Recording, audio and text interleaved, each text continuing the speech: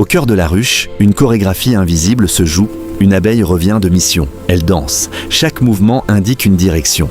Chaque vibration révèle une distance. Dans l'obscurité dorée de la ruche, l'information circule. Sans un seul mot, toute une vie pour une simple goutte. Une abeille ouvrière ne produira qu'une infime quantité de miel. Pour remplir un seul pot, il faudra le travail acharné de milliers d'entre elles. Le miel est un miracle collectif. Dans la ruche, rien n'est laissé au hasard. La reine pond, les ouvrières construisent, nourrissent, défendent. Les faux bourdons attendent leur unique mission. C'est une société ancienne, précise, implacable. Sans elle, nos vergers seraient silencieux. Pommes, fraises, amandes, café. Une grande partie de notre nourriture dépend de leurs ailes.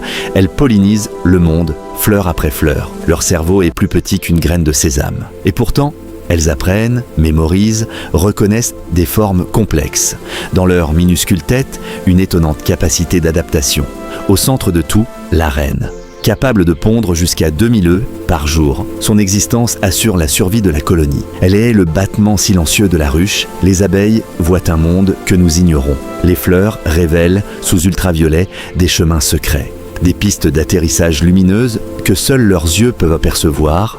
Lorsque le froid s'installe, elles vibrent pour produire de la chaleur. Quand la ruche surchauffe, elles ventilent en battant des ailes. À l'intérieur, la température reste stable. Un chef-d'œuvre de régulation naturelle, mais leur monde vacille. Pesticides, parasites, disparition des habitats. Le fragile équilibre se rompt. Et avec lui, une part essentielle de notre avenir. Depuis des millénaires, le miel traverse le temps. Dans l'Égypte antique, sous le règne de Toutankhamon, on en déposait déjà dans les tombes. Le miel ne meurt presque jamais. Comme les abeilles, il incarne la persistance de la vie.